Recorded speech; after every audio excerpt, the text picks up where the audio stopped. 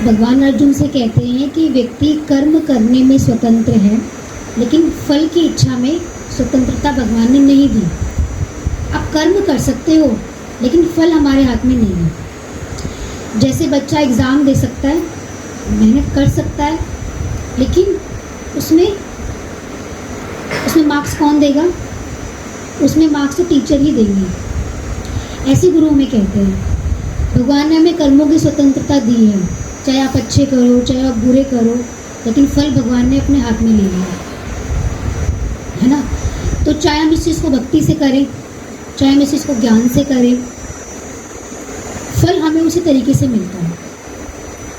अब जैसे बात आई भगवान की, तो देखिए सब चीज़ इम्पोर्टेंट है। जब मैं सत्संग में आई थी तो मेरा तो भाव एक भक्ति की तरफ ही था। दीदी जो थे वो ज्ञान प्रिय थे, उनको ध्यान योग इन सब चीज़ में उनका मतलब पूरा उसका प्रतिरूप थे। ज्ञान हम सुन रहे थे, लेकिन उसको कहाँ इम्प्लीमेंट करना है ये हमें नहीं पता है ना। कि बैंक में रखा तो हुआ है, लेकिन अभी उसकी ज़रूरत नहीं पड़ी थी, लगा लो। लेकिन जब सिचुएशंस हमारे सामने आती हैं, है ना, आपने देखा होगा उसमें भक्ति भी काम नहीं करती। मैंने आपसे कल एक क्वेश्चन किया था ना, उसका मतलब यही था। कई बार ऐसा होता है व्यक्ति जब भक्ति ज़्यादा कर लेता है तो उसकी भगवान से भी एक्सपेक्टेशन बन जाती है कि मैंने आपकी इतनी भक्ति करी है तो मेरे जीवन में कोई दुखी ना आए। या जब दुख आ गया तो सबसे पहले वो किसको छोड़ेगा? सबसे पहले वो भक्ति को ही छोड़ेगा। हमने बहुत लोगों को देखा है, काफ़ी भक्ति करनी गलत नहीं है। अगर आपका विश्वास है भक्ति में, बहुत अच्छी बात है, लंबे टाइम तक बना रहे, बनाए रखने के लिए गुरु चाहिए। लेकिन जब सिचुएशन आई तो व्यक्ति को लगता है भगवान ने मेरे साथ ऐसा क्यों करा, तो मैं सबसे पहले भक्ति को ही छोड़ दूँ।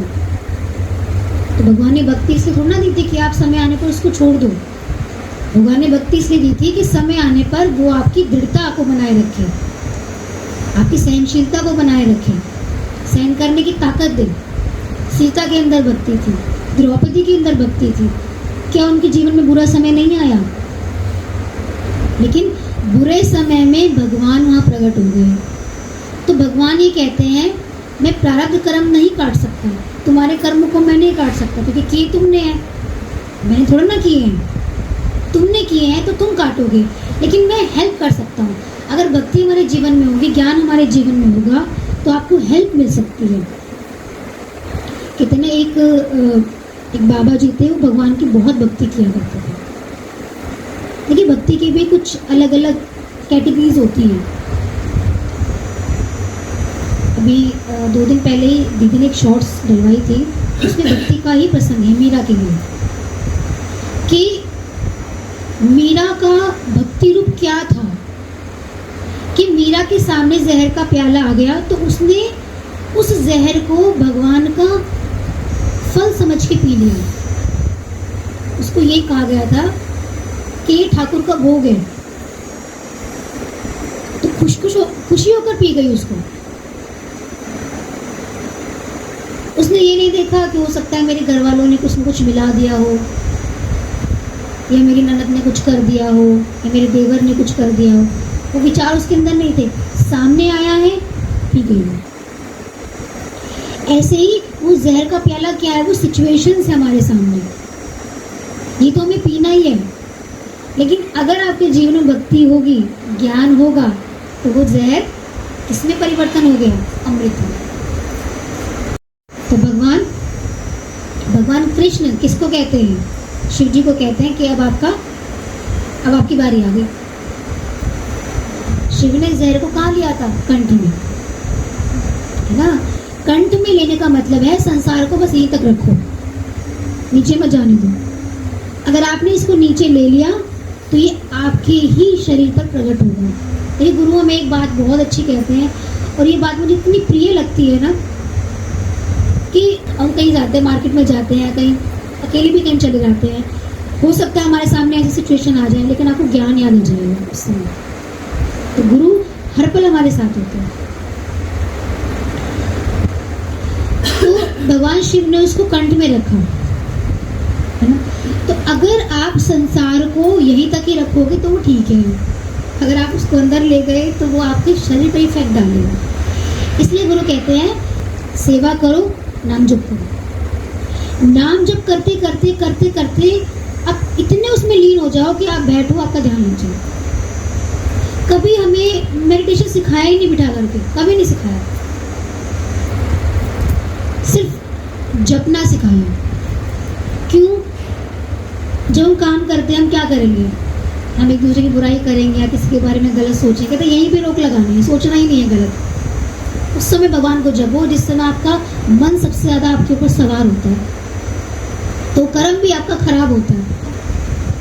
हमारे यहाँ पर जब गुरु पूर्णिमा होती है तो उसमें हम बहुत सारे फूल मंडी से लेकर आते हैं, तो कहते हैं नहीं बाहर से नहीं सजवाना, एक एक फूल में नाम जप करो। जब ये फूल लगेंगे ना तो इनमें से जो वाइब्रेशन जाएगी तो भक्तों को मिलेगी। हर कर्म में आपकी भक्ति होनी चाहिए। प्रसाद बनाओ तो वो खाने वाले के अंदर इतना प्रेम होना चाहिए कि वो सारे अपने दुख दर्द भूल जाए। इसलिए कहते हैं ना गुरु की तो स्त्री भी ज्ञान, गुरु का तो कपड़ा भी ज्ञान, हर चीज़ गुरु की ज्ञान में होती है, क्योंकि हर चीज़ में नाम होता है। उन्होंने कभी हमें नहीं कहा कि तुम अलग से बैठ के नाम जप करो, कभी नहीं। कहते हैं घर जा रहे हो, उठते बैठते चलते फिरते नाम जप करो। स्टार्टिंग में तो हम जाते थे तो अब इतनी आदत नहीं थी, तो छोटी सी माला लेके हाथ में चलते थे। बात कर रहे हैं नाम जप चल रहा है, कोई सामने आया बात कर रहा है तो नाम जप चल रहा है। उसकी इतनी हैबिट पड़ गई थी कि शरीर तो सो गया बट नाम जप चल रहा है। तो कहने का मतलब है ज्ञान सहित भक्ति। अभी ज्ञान की बात क्यों चली? ज्ञान सहित भक्ति कि आपका कर्म भी ना छूटे, आपकी गृहस्थी भी ना छूटे और आप भगवान को प्राप्त हो जाए। भगवान कृष्ण ने द्रौपदी को कौन सी भक्ति दी? अनन्य भक्ति। हमने सुना भी होगा ना कि भगवान से अनन्य भक्ति मांगो। अनन्य भक्ति क्या होती है? कि आपके जीवन में ज्ञान भी हो और भक्ति भी हो, आपको समझ हो कि ये जो मैं कर रही हूँ ना, मैं नहीं कर रही, बस हो रहा है। प्रभु आपकी कृपा से सब काम हो रहा है, करते हो तुम कन्हैया मेरा नाम हो रहा है। तो उसमें अपने आप को इतना इम्प्लीमेंट करना कि मुझे भगवान के लिए जोर ही ना लगाना पड़े। जहाँ आपने जोर लगा दिया वो प्रेम थोड़ा ना हुआ। प्रेम में जोर नहीं लगाया जाता। माँ बच्चे को जोर लगाकर प्यार नहीं करती, माँ का अंदर से बच्चे के लिए प्रेम निकलता है। बच्चे ने कुछ खाया नहीं खाया,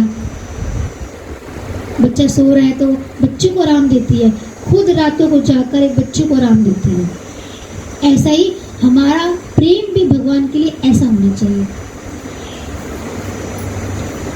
कि याद दिलाने ना पड़े, याद ही रहे। तो कहते हैं ना कि नारद जी जब वृंदावन में गए तो एक गोपी बैठ के ध्यान कर रही थी। नारद जी ने सोचा गोपी बैठ के ध्यान कर रही है, तो नारद जी पूछते हैं गोपी से कि तुम किसका ध्यान कर रही हो? कहती भगवान कृष्ण का। कह रही ध्यान नहीं कर रही, मैं सोच रही हूँ किसी तरह बैठ के मेरे दिमाग से निकल जाए। आता है मैं कुछ कर्म भी नहीं कर पाती। कितना प्रेम था। हर कर्म में आपको प्रेम याद आए। गुरु जो हमें प्रेम देते हैं ना, हमें हर कर्म में याद आता है। फिर आपको ये लगेगा सिचुएशंस में भी कि मेरा मन मुस्कुरा रहा है। अब एक प्रेमी आते हैं, वो कहते हैं कि वो इतना दूर रहते हैं, वो कभी साल में कभी एक बार आना होता है। तो कहते हैं जब भी मैं कुछ काम करती हूँ मुझे आपकी बातें इतनी याद आती है कि मैं जब दुखी भी होती हूँ ना तो भी मेरा मन मुस्कुरा पड़ता है। जो दुख में भी आपको याद दिलाए, जो सुख में भी आपको याद दिलाए, कि सुख में भी आप भूल जाओ। आपके सामने आपका दुश्मन खड़ा हो और आपकी दुश्मनी की विचार नहीं चलनी चाहिए। गुरु कहते हैं इतनी प्रैक्टिस करो, भक्ति की इतनी प्रैक्टिस करो। हम तो जरा सा कुछ बात करते थे कि मेरा मन इस पर चल रहा है, तभी मैं डांट लगा देते, तुम्हारा मन क्यों चला, तुम्हारे मन में ये चीज़ आई क्यों? अब देखिए गुरु हमारे जीवन में नहीं होंगे तो हमारे पर डांट कौन लगाएगा? हमारा मन तो एक बार नेगेटिविटी में चला गया तो चला ही गया। जब तक वो डूब नहीं जाएगा वो निकल के आएगा ही नहीं। उसको चिपकने की तो आदत है, निकलने की हैबिट नहीं है उसको। वो अभी बनने हुए कि उसको चक्र में घुसना तो आ गया लेकिन चक्र से निकलना नहीं आता। तो व्यक्ति कहता है ना संसार माया है, माया में घुस तो जाते निकलना नहीं आता। किसकी है? भगवान की। भगवान की मायावी शक्ति थी। 1 मिनट में भगवान ने बच्चा रूप लेके जन्म लिया। अब बच्चे रूप में चल के तो जा नहीं सकते थे, माया को प्रकट कर दिया, चल मेरा ट्रांसफॉर्मेशन कर दे, उधर पहुंचा दे मुझे। तो माया भगवान के हाथ में थी। किसको सुख देना था? मैया यशोदा को। लेकिन माया उसके लिए विपरीत है, इसकी बुद्धि भगवान से विपरीत है। तो भक्तों के लिए माया कभी नेगेटिव नहीं होती, सहयोगी होती है, पार निकालने के लिए होती है। जब सुदामा जी भगवान के लिए देखिए चले उनसे मिलने के लिए, तो भगवान ने माया ही प्रकट कर दी कि सुदामा जी सो गए हैं, अब इनका रास्ता इतना सफर नहीं कर पाएंगे। तो क्या करना चाहिए? इतने कांटे लगे हैं पैर में, इसने मेरे लिए इतना दर्द सहा है, तो भगवान से रहा नहीं गया। सुदामा जी सो गए और योग माया ने उनके शरीर को कहाँ ला के रख दिया? द्वारिका नगरी के बाहर। और उठ के सोचते हैं द्वारिका नगरी आ गई, इतनी जल्दी सफर तय हो गया, पता ही नहीं चला। तो ऐसे ही जब साधक गुरु से जुड़ा हुआ होता है तो कहता है कि इतनी जल्दी सिचुएशन निकल गई, पता ही नहीं चला। तो गुरु क्या करते हैं, जब साधक के ऊपर सिचुएशन आती है ना, तो वहाँ पर अंधकार कर देते, किसको दिखाई ना दे, खुद खड़े हो जाते हैं। जैसे अर्जुन के लिए भगवान खुद खड़े थे।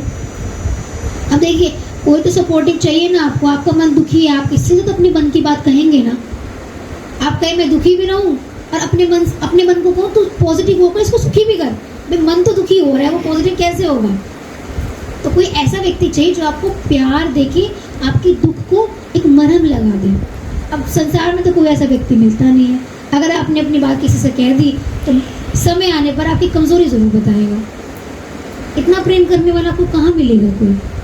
अगर इतना प्रेम करने वाला संसार ही होता तो क्यों मीरा कृष्ण को जपती? क्यों राधा कृष्ण के पीछे पड़ी थी? क्यों सुदामा ने घर में बैठकर कृष्ण की ही भक्ति करी? जो हमें वहीं बैठ के खींच ले। अभी हम जानते नहीं है ना, अभी हम इस मायावी शरीर में, ये वही बात है, ये 5 तत्वों के शरीर में है, लेकिन ज्ञान इन 5 तत्वों के पार है। ये 5, जब आप ज्ञान में चलने लगोगे ना, तो ये 5 तत्व आपके सामने खड़े हो जाएंगे, चलने नहीं देंगे आपको। ये प्रकृति खड़ी हो जाएगी आपकी सारी भक्ति को फेल करने के लिए। लेकिन वो भी हमारा एक टेस्ट होता है कि हमारी श्रद्धा कितनी है, हमारा प्रेम कितना है। तो गुरु हारने नहीं देते। तो प्रकृति खड़ी है, कोई बात नहीं, मैं भी तो खड़ा हूँ, मैं साधक को जिता कर रहूँगा। तो संसार में हारना ही साधक की जीत है, प्रेमी की जीत है। तो इसलिए अगर हम भक्ति करें तो अपने आप को उसमें लीन करें कि सामने वाले के अंदर भी आपकी प्रेम की वाइब्रेशन होनी चाहिए। कहते हैं ना, जब युद्ध हो रहा था महाभारत का, तो अर्जुन अपने खेमे में सो रहे थे और भगवान चक्कर काट रहे थे। अर्जुन के शरीर से क्या मंत्र निकल रहा था? कृष्ण कृष्ण कृष्ण। भगवान कह रहे इसको कल की चिंता ही नहीं है। तो सारी चिंता किसने ले ली थी? भगवान ने ले ली अपने हाथ में।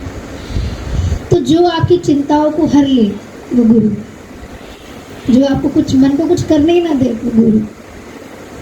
तो गुरु साधक की सारी चिंताओं को हर लेते। देखिए सिचुएशन मैं बता रही हूँ, सिचुएशन नहीं कह रही मैं, सिचुएशन तो आएंगी, लेकिन उन सिचुएशन का जो रास्ता है गुरु आपको दिखा देता है। इसलिए mentor is very important in our life. हमें कह ही नहीं सकते हमें गुरु की जरूरत नहीं है। जब बच्चा जन्म लेता है तो सबसे पहले माँ को प्रकट कर देते हैं भगवान। माँ का ऐसा दिल बना दिया बच्चे के लिए, तो माँ का वात्सल्य बच्चे के अंदर होता है, बच्चा भी माँ को ढूंढता है। तो हम भी भगवान के बच्चे हैं, लेकिन हम भूल गए भगवान की छाती से लगना। तो गुरु हमारे मन को, हमारे अहंकार को, हमारी बुद्धि को, देखिए ये जो ज्ञान भी है ना, ये भी अज्ञान को मिटाने के लिए। भगवान में किसी ज्ञान की जरूरत नहीं है, लेकिन किसी का इतना प्रेम नहीं होता है। भक्ति में कौन इतना प्रेम करेगा बताओ, कि आपके पास सिचुएशन पे सिचुएशन आ रहे तब भी आपका मन ना डिगे। मीरा क्या थी? रानी थी। इतना तो हमारे पास राजमहल नहीं होगा जितना मीरा के पास था। रानी होकर के सब कुछ छोड़कर वृंदावन जाना पड़ा, रानी होकर के। कितनी भक्ति में पावर थी। द्रौपदी कितनी भक्ति में पावर थी कि अगर सिचुएशन सामने आ गई भगवान नहीं प्रकट हो जाते थे। सुने ना आपने वो चावल के दाने की कहानी, चावल का दाना भगवान ने खाया, कहते तू क्यों टेंशन ले रही, मैं हूं ना, सबका पेट भर दिया, कोई महारथी आ जाए सामने से। तो ज्ञान हमें वो ताकत देता है, भक्ति की ताकत देता है। खुद से भक्ति की ताकत कहाँ से मिलेगी? आप करोगे, फिर जैसे ही आपके सामने सिचुएशन आएगी आपका मन फौरन आपको डाउन कर देगा, क्योंकि मन ही एक ऐसी शक्ति है, ये पावरफुल शक्ति है, ये सोचता है कब इस शरीर को डाउन करना है। लेकिन ज्ञान जीवन में होगा तो मन डाउन कभी नहीं होगा, क्योंकि मन है ही नहीं। हम कहते हैं मन से भक्ति करते हैं, गुरु कहते हैं मन ही नहीं है, इस मन को एक तरफ करो, इस मन को एक तरफ करो, तू है ही नहीं, है ही परमात्मा। तो धीरे धीरे मैंने बताया ना स्टार्टिंग मेरी बहुत भक्ति प्रिय थी, ज्ञान था बट एक समझ नहीं थी कि ज्ञान एक्यूरेट है क्या। ठीक है, आत्मा है, शरीर है, ये ज्ञान है, तो बचपन में कभी इतना ज्ञान लगाने की ज़रूरत नहीं पड़ती, बच्चा बुद्धि होता है। धीरे धीरे धीरे जब व्यक्ति संसार में जाता है, संसार में ट्रैवल करता है, तब पता लगता है कि यहाँ ज्ञान की ज़रूरत है, यहाँ भी ज्ञान की ज़रूरत है। क्यों? जब जब आपका मन खराब होगा तब आपको ज्ञान याद आएगा। ज्ञान से हम अपने आप को ठीक थोड़ा करना चाहते हैं। आपको किसी ने बुरी तरह कर दिया, अब आपका मन उसके प्रति ठीक होगा? बताओ, आप क्या कहेंगे? सब कुछ कर लूंगी लेकिन मैं इससे बात नहीं करूंगी। लेकिन गुरु कहेंगे तू बात कर ना कर, लेकिन तेरे अंदर में ये विकार नहीं होना चाहिए, इसको निकाल बाहर, क्योंकि यही तेरे रोग का कारण बन जाएगा। आज यही विकार, सुई की नोक मान में विकार रह गया तो शरीर की मुक्ति नहीं है। हम तो पता नहीं एक दिन में कितने कर्म बना लेते हैं सोच से, शरीर से अच्छा ही करते हैं लेकिन सोच से कर्म बनाते हैं। कितना अच्छा सोच लोगे? एक व्यक्ति लगातार अत्याचार करे जा रहा है आपके ऊपर, आप कितना अच्छा सोचोगे, कितनी सेवा करोगे उसकी? एक टाइम आने पर आप कहेंगे भाई मुझसे बहुत हो गया, मैं नहीं कर सकती, अब मैंने इतना किया है, अब मुझसे नहीं होता। एक टाइम आने पर आपका मन हार जाएगा, क्योंकि आप शरीर से एफर्ट्स कर रहे हो, आप एफर्ट्स मन से लगा ही नहीं रहे। और गुरु कहते हैं कि एफर्ट्स मन से करो, इस मन को कमज़ोर करो ना। अब शरीर को क्या करते हैं, वो पूजा पाठ तपस्या करने में लगे रहते, शरीर को बेचारे को कमज़ोर करने में लगे रहते। मन को कमज़ोर करना है। लेकिन ये जो पूजा पाठ इसलिए बनी थी कि इस शरीर को खाना नहीं मिलेगा तो मन खाता है इसमें, तो मन को खाना नहीं मिलेगा, मन कमज़ोर हो जाएगा। लेकिन हम क्या करेंगे? नहीं, व्रत के चिप्स, व्रत के गोलगप्पे, तो मन तो ताकतवर आप बना ही रहे हो, तो कहाँ कमज़ोर होने वाला है? हमने बहुत पाठ पूजा सब किया, शुरू से मन इतना भक्ति में लगता है, क्योंकि हमारी जो मदर है वो पूरी भक्ति मानती, तो शुरू से भक्ति करने की आदत थी। दीदी थे वो ज्ञान प्रिय थे, उनका कैसा ज्ञान था आप कैसे समझ में आया इधर से? उन्होंने धीरे धीरे हमें अंदर की तरफ लेके गए। आप मन को देखो कि मन परेशान कर रहा है आपको, मन दुखी कर रहा है आपको, तो धीरे धीरे हमें पता भी नहीं चला, हमें अंदर की तरफ मोड़ दिया। और जैसे ही आप अंदर जाओगे ना, आप मेडिटेट होते जाओगे, क्योंकि जब तक आप अंदर नहीं जाओगे आपको बाहर के राज पता नहीं लगेंगे। तो भगवान कैसे थे? सामने कोई भी आता था उनको पता लगता था कि उसके साथ क्या युक्ति लड़ानी है ना। इंद्रप्रस्थ में जब दुर्योधन को इनवाइट किया, देखो इनवाइट भी किया और बेचारा पानी में गिर भी गया, तो द्रौपदी को उकसा दिया, तेज हंसो। अब वो शर्मा के हंस रही होगी शायद उस टाइम कि हंसू ना हंसू, लेकिन भगवान ने उकसा दिया पांडवों को, और हंसो, ताली मार मार के हंसो, क्योंकि दुर्योधन को गुस्सा आएगा तो कुछ ना कुछ, मतलब सारी चीज़ मिल गई, पांडवों को घर मिल गया, तुमको अपना घर मिल गया, अब सेटिंग हो गई। धर्म युद्ध लड़ना था ना, तो भगवान ने उकसाया तो तुम खूब तेज से हंसो जिससे दुर्योधन को गुस्सा आए और एक कुछ ऐसा काम करे कि तुम्हें तब धर्म पर आना पड़े। तो धर्म का मतलब सब कुछ मिलना नहीं होता है, सब कुछ मिलने के बाद भी आप धर्म के लिए चल रहे हो, कितना एफर्ट्स कर रहे हो, वही धर्म है।